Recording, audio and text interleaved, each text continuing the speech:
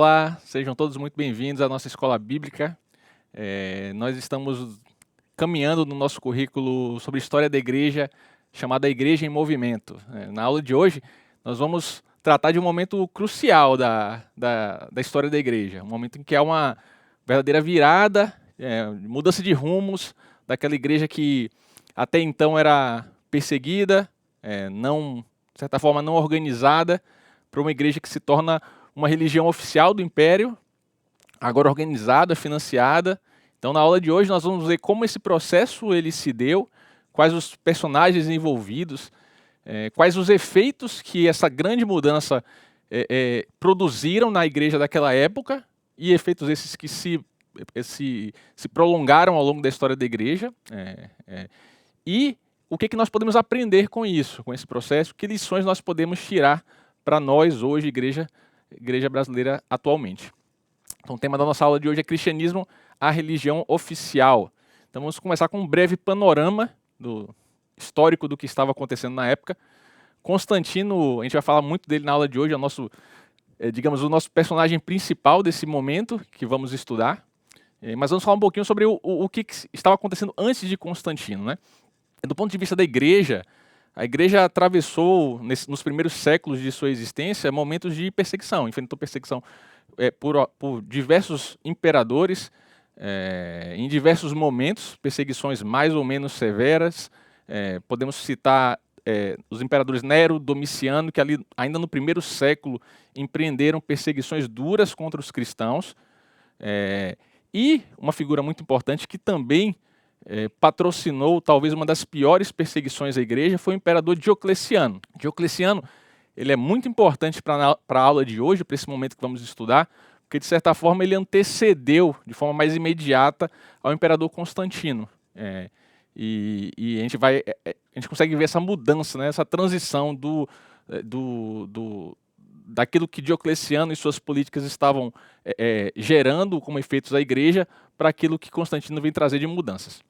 Nessas perseguições que a igreja sofreu, nós vemos que os cristãos precisavam se fugir, se esconder, e muitos, inclusive, eles eram voluntários ao martírio, eles se entregavam ao martírio, perseguições muito duras, os cristãos eram torturados, presos, e apesar de tudo, esse sofrimento que a igreja experimentava não gerou o seu fim.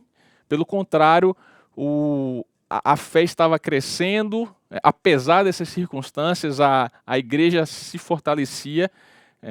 A gente tem uma frase atribuída ao bispo Tertuliano de Cartago, que ele fala, né, o sangue dos mártires é a semente dos cristãos, ou a semente da igreja. De forma que, à medida que a igreja era perseguida, em vez de ela diminuir, retroceder, de forma sobrenatural, aquela igreja ela avançava, ela se fortalecia em meio a toda essa perseguição. Então, a gente sai desse período, dessa página da história em que a igreja ela sofria perseguições, ela não tinha, de certa forma, prestígio social, era de fato uma igreja marginalizada, para uma fase da história em que a igreja ela é central, inclusive central do ponto de vista do Estado, do governo, do Império, e isso se deu nessa transição entre ali o final do século III para o início do século IV. E esse período teve as figuras do Diocleciano e Constantino, que veio em seguida, como dois protagonistas, digamos assim. Diocleciano, comentamos sobre ele um pouco nos slides anteriores, embora ele tenha empreendido uma das perseguições mais severas contra a igreja, ali no final do seu governo, ele foi, do ponto de vista político, ele foi muito habilidoso. Ele pegou um Império Romano que estava politicamente muito instável. Durante o século III, ele testemunhou diversas mudanças, transições de governantes por meio de golpes de Estado, por meio de conspirações. O Império era muito extenso e as fronteiras eram constantemente atacadas pelos povos, pelos chamados bárbaros, pelos estrangeiros. Então, de certa forma, o Império estava se tornando ingovernável. E Diocleciano, de uma maneira habilidosa, até sábia, ele dividiu o império em zonas de influência, uma zona oriental e uma zona ocidental.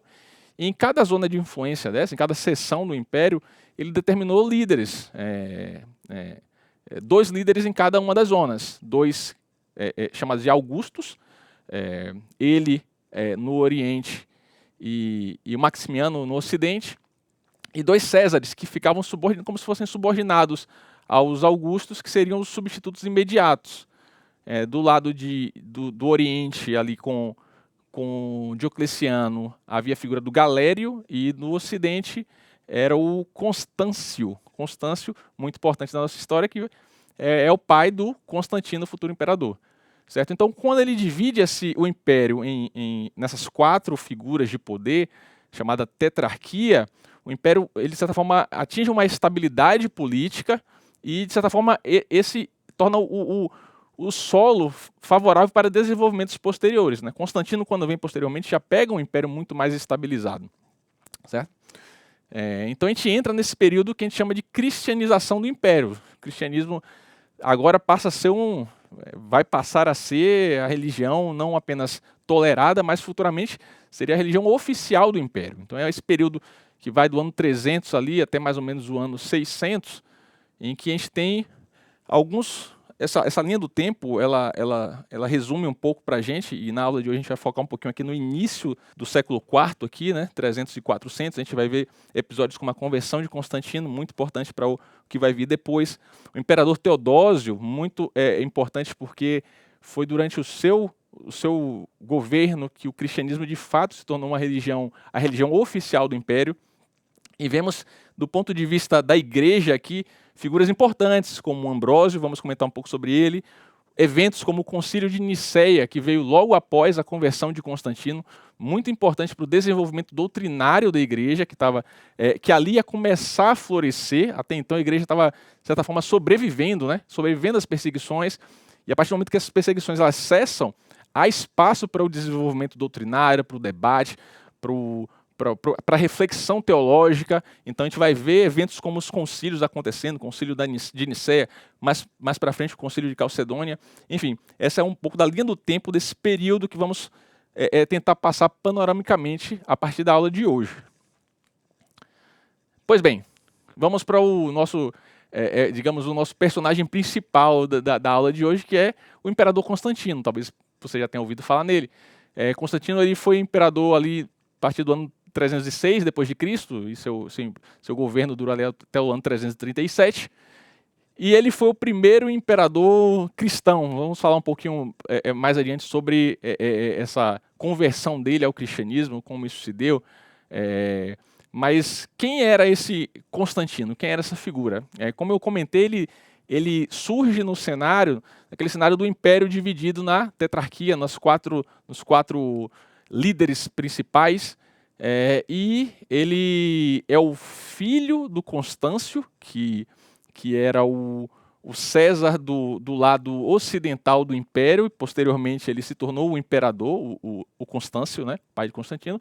Após sua morte, Constantino assume como imperador, e até então Constantino tinha a sua ação muito voltada para a região da Britânia, o lado noroeste do Império, defendendo as fronteiras contra as invasões bárbaras. Ele era um militar, né? Ele era um imperador que veio das fileiras militares.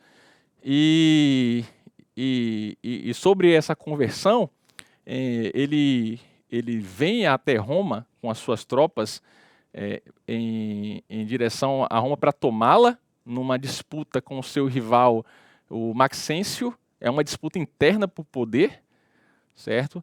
E a história conta, a gente logo vamos ver um relato do Eusébio de Cesareia sobre isso, que numa das batalhas, chamada Batalha da Ponte Milvia, Constantino estava com suas tropas batalhando contra Maxêncio. Então ele tem uma visão ou um sonho, há relatos em que havia sido uma visão ou um sonho em que o Senhor aparece para ele vê uma cruz, e que a partir dessa experiência ele essa seria então a experiência de conversão de Constantino. Ele entende que o Deus dos cristãos está com ele,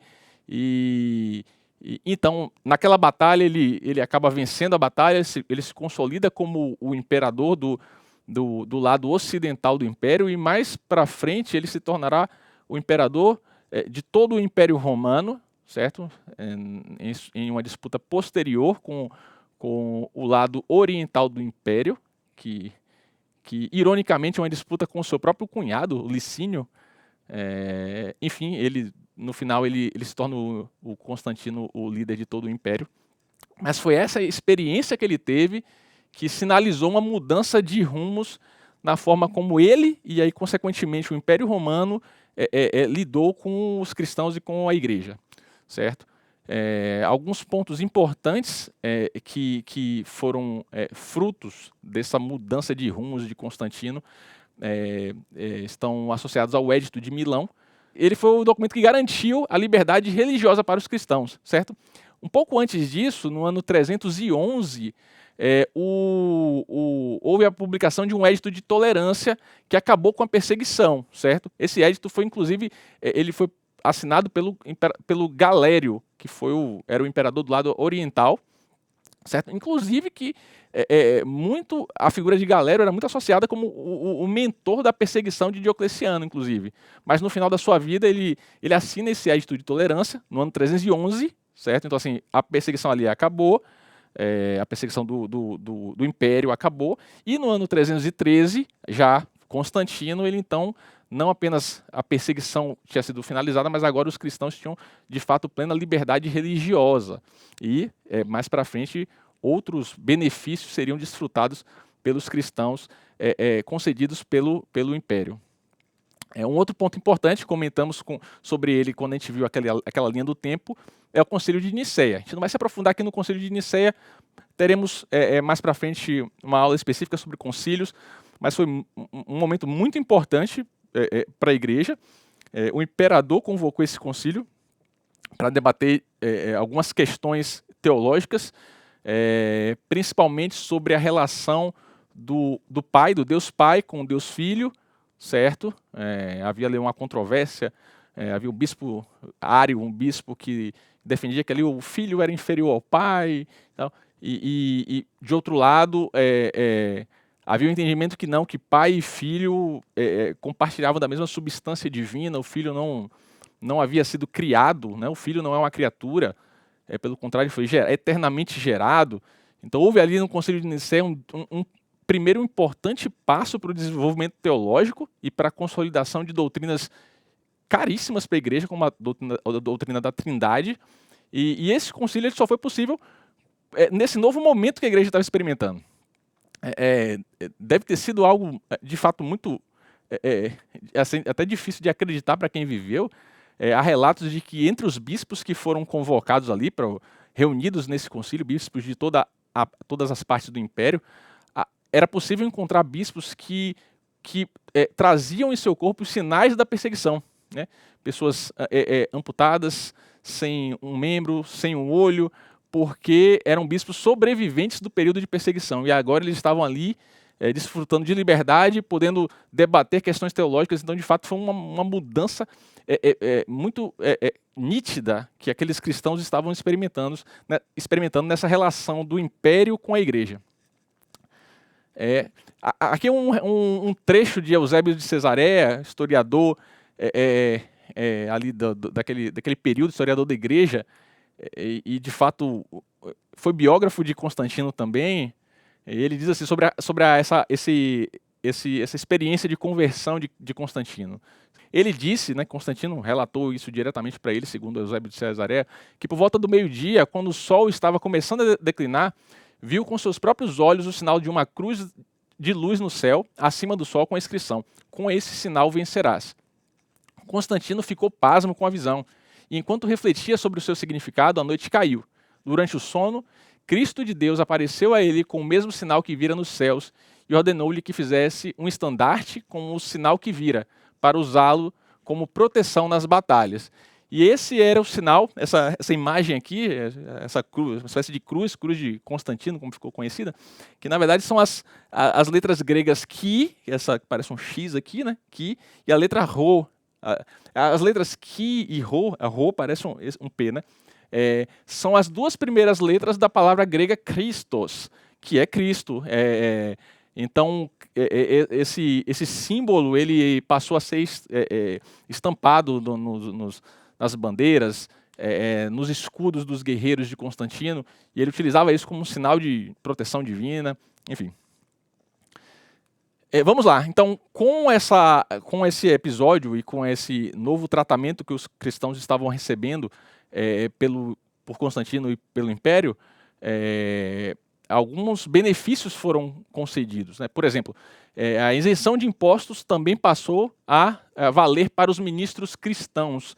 Até então, os sacerdotes dos cultos pagãos, eles tinham esse benefício, e Constantino estendeu esse benefício também aos líderes da igreja cristã.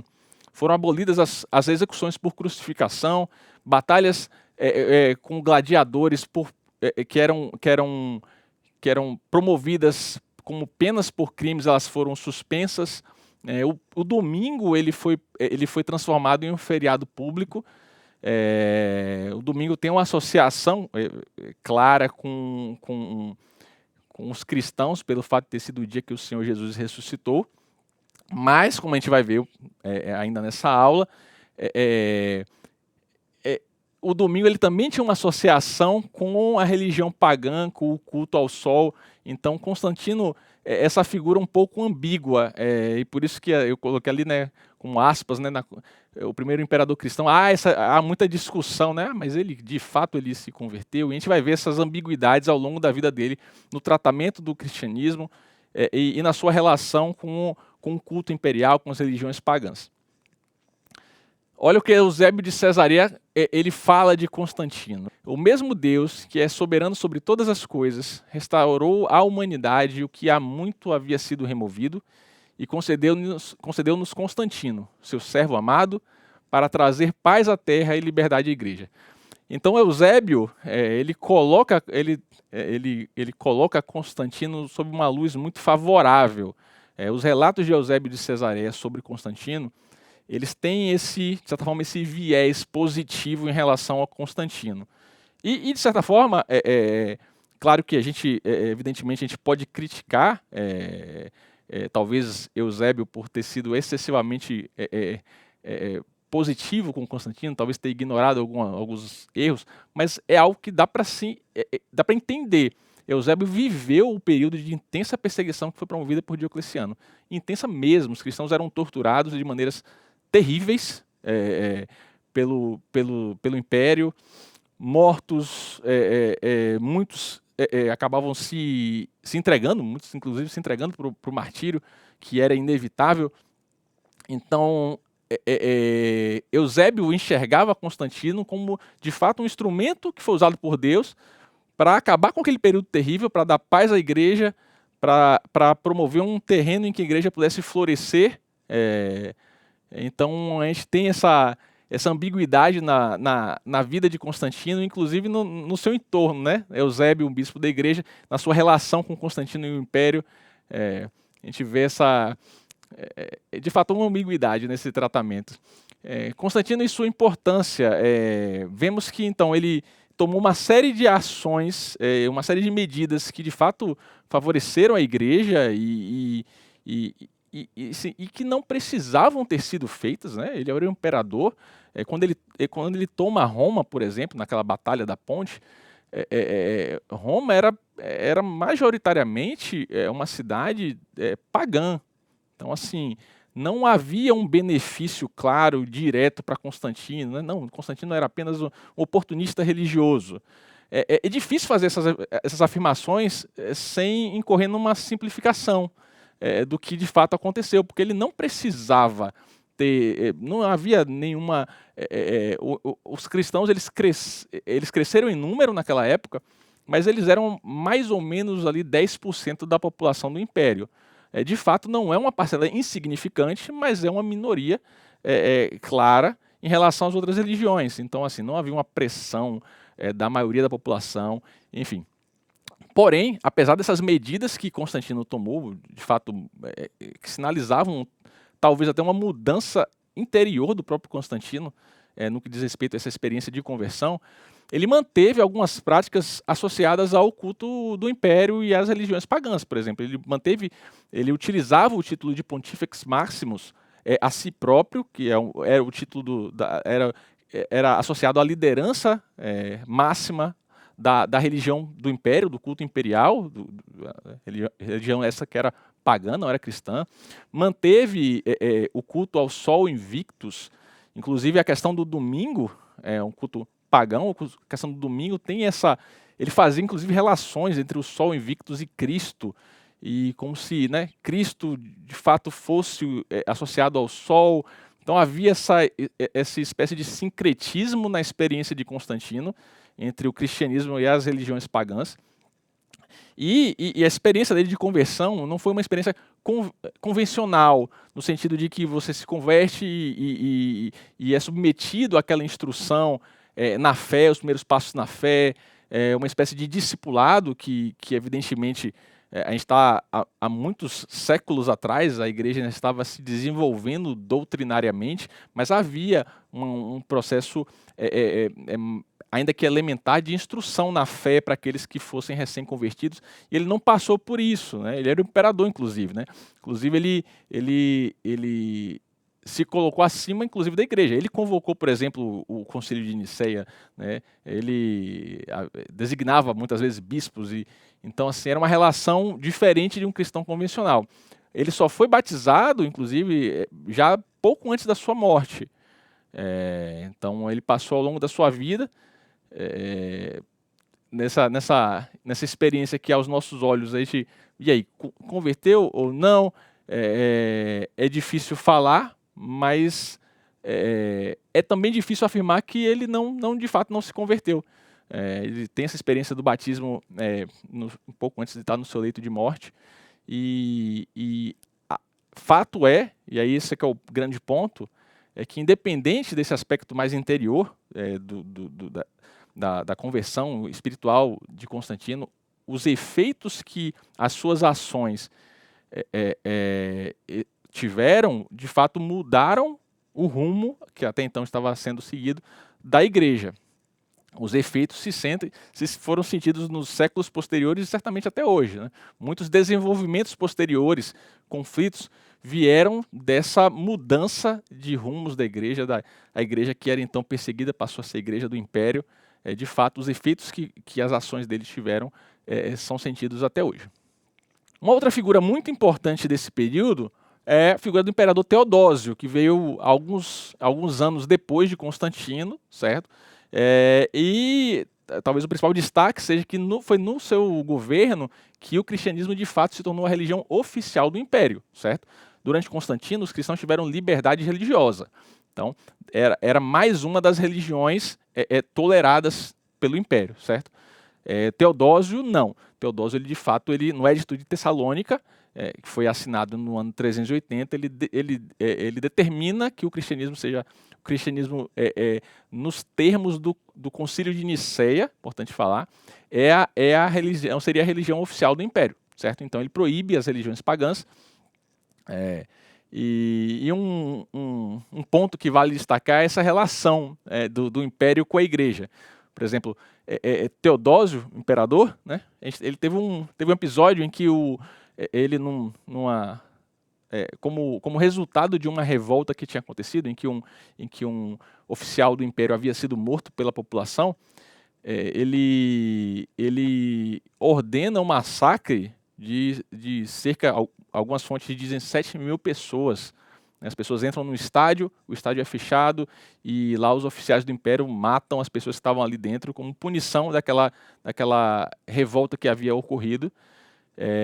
E por conta disso, Ambrósio, bispo de Milão, ele repreende Teodósio, veja, o bispo ele repreende o imperador e ele nega ao imperador participar na ceia até que o imperador demonstre arrependimento público pelo que ele fez.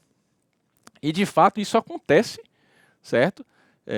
Teodósio ele aparece com roupas de saco, enfim, em postura de arrependimento, e só então ele é aceito de volta à comunhão, certo? Então veja como a coisa muda, né? A igreja passou de perseguida para uma certa para se tornar uma certa consciência moral do Estado, inclusive, né? A gente vê episódios como esse, a autoridade moral da igreja, inclusive, ela sendo exercida sobre o poder imperial se submetendo à autoridade da igreja. Bem, alguns efeitos, então, desse chamado cristianismo imperial, né? Primeiro a gente já comentou, de fato ele foi um efeito muito positivo, que foi a possibilidade do desenvolvimento teológico. O Concílio de Nicéia ali começa essa série de grandes concílios ecumênicos, em que temas que hoje nós recebemos prontos, mas esses temas foram discutidos e amadurecidos, obviamente, com certeza, sob a direção do Espírito Santo, nesses eventos, nesses concílios, nessas reuniões de líderes da igreja, de bispos, temas como a pessoa do Filho, a pessoa do Espírito Santo, a Trindade, esses temas foram amadurecidos graças a esse momento de paz que a igreja estava experimentando.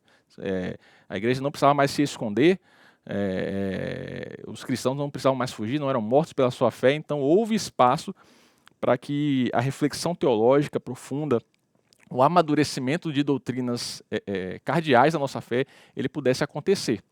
Certo? Ministros cristãos, como nós falamos, eles receberam isenções, incentivos, começaram a desfrutar de prestígio na sociedade da época, certo?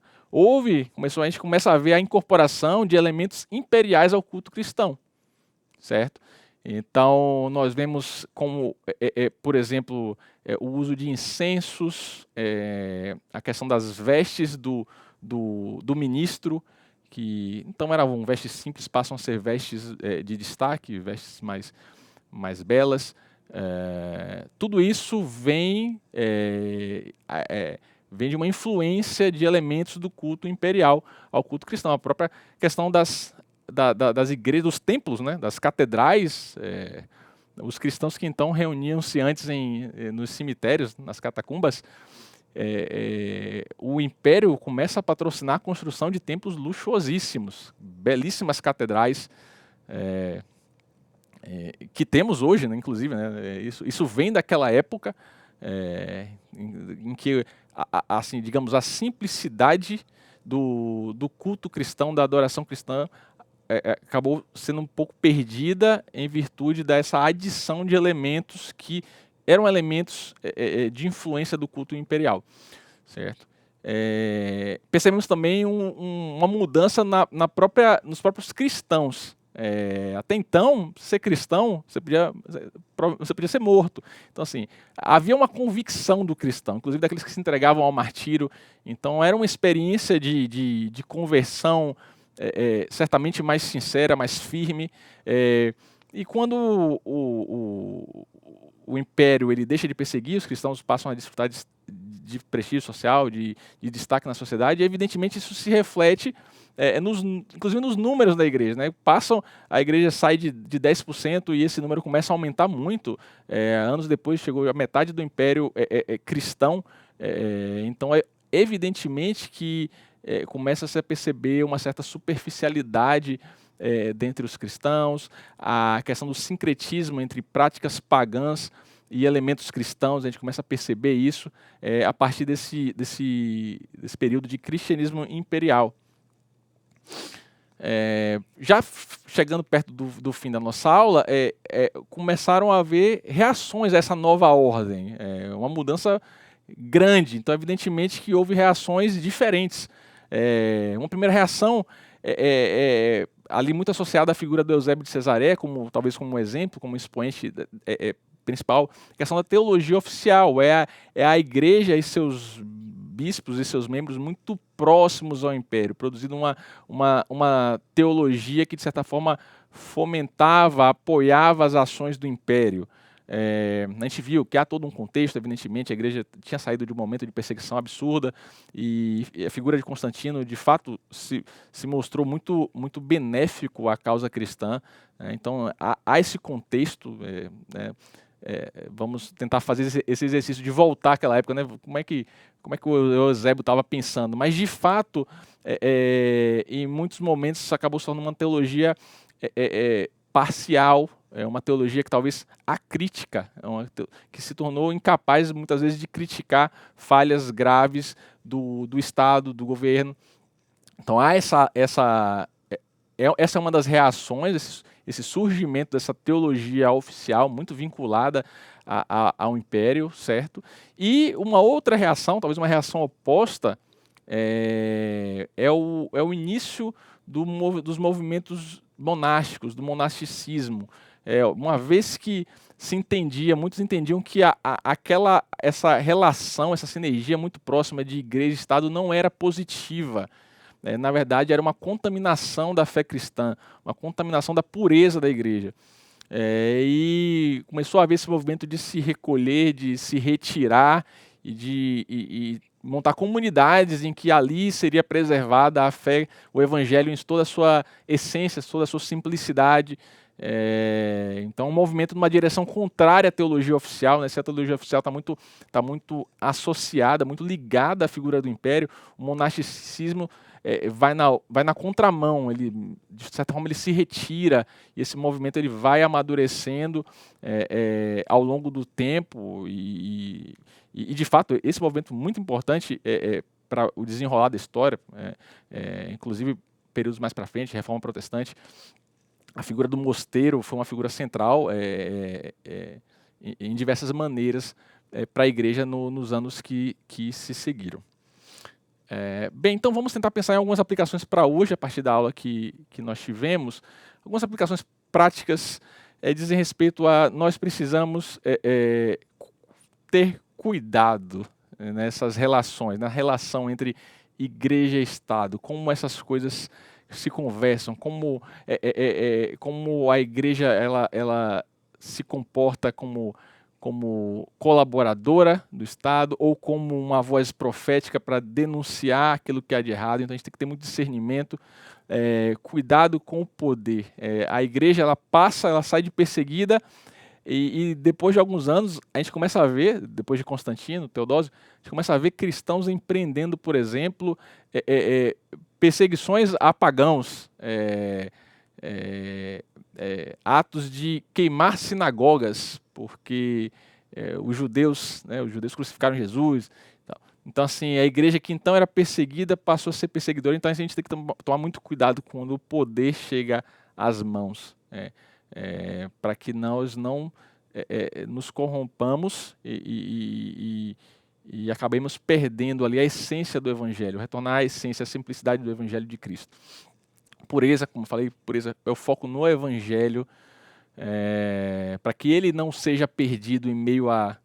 aquela igreja agora estava experimentando o conforto de ser abraçada pelo império poderosíssimo da época, e os líderes, passou aquela geração de líderes que haviam sido perseguidos e vieram gerações seguintes que não experimentaram a perseguição. Eles já nasceram nessa época de conforto, e aos poucos o evangelho ele vai sendo distorcido, vai sendo perdido, e isso, a gente vê como isso se tornou de fato um problema com os movimentos de reforma que se sucederam após isso, anos após. A igreja tem que cuidar para, embora possa estar colaborando de formas benéficas com o Estado, com o governo, para que ainda assim ela mantenha a coragem de ser voz profética para denunciar aquilo que precisa ser denunciado. Certo? A gente precisa lembrar que, independente de, trazendo aqui para a nossa realidade, qual governo esteja no poder, né, de qual linha do espectro político, o reino ele só vai vir em sua plenitude com Cristo na sua segunda vinda, certo? Então, todo o governo terreno ele deverá ser criticado em algo. A igreja precisa se posicionar nisso. A igreja não pode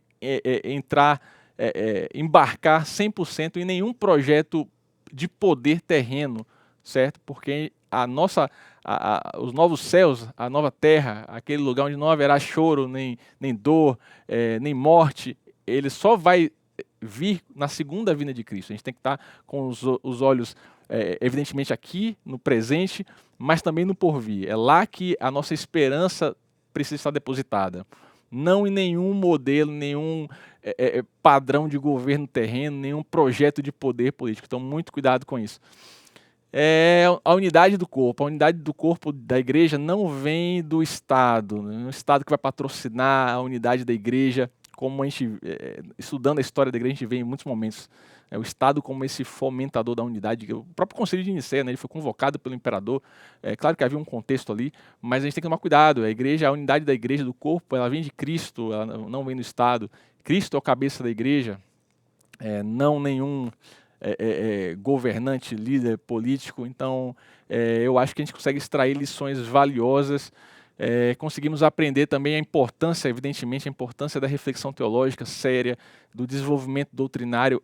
Isso é muito valioso. Hoje nós recebemos isso pronto já. Nós recebemos, cristãos sabemos, Deus é Pai, Filho e Espírito, Ele é uma trindade. Isso foi produto de muita reflexão teológica, de muito debate, como eu já falei, evidentemente com a condução, certamente, do Espírito Santo, mas isso foi produto de cristãos que vieram antes de nós, que se debruçaram sobre esses temas. Então, a preocupação do estudo sério, teológico, ela deve fazer parte da vida do cristão. Certo, meus irmãos? Eu quero finalizar essa aula com uma citação do Agostinho de Hipona. Ele viveu um pouco depois, no século seguinte, mas eu acho que tem muito a ver com a nossa aula de hoje, do livro A Cidade de Deus. Diz assim: que tem a paz da igreja a ver com a paz deste mundo? Pois quem procura a paz deste mundo renuncia à cruz de Cristo, e quem abraça a cruz não pode regozijar-se na segurança dos impérios terrenos. A paz que a igreja proclama não se firma na espada ou no triunfo militar, mas na humildade, na paciência e no amor pelos inimigos. É a paz do servo sofredor e não do Senhor conquistador. Essa é a paz que nós devemos buscar. Devemos olhar para o servo sofredor, para o Cordeiro Santo que foi morto. É nele que deve estar a nossa esperança, não em qualquer império terreno, em qualquer projeto político. E eu acho que isso fica de lição para nós na aula de hoje. Bem, meus irmãos, obrigado pela presença de vocês. Antes de terminar, Bruno, fiquei com uma dúvida na aula. Gostei da aula, queria estudar mais. Daqui a pouquinho agora, assim que terminar esse vídeo, você está convidado a participar do momento de aula síncrona. Teremos professores do nosso ministério, professores da EBD, com alunos, debatendo o tema, tirando dúvidas, aprofundando algumas questões. Então você é o nosso convidado, vai aparecer um QR Code na tela, você pode ler com a câmera do seu celular ou clicar no link que vai aparecer nos comentários, tá certo? Próxima aula, vamos falar sobre a queda do Império Romano. Bons estudos, meus irmãos, boa semana, Deus abençoe.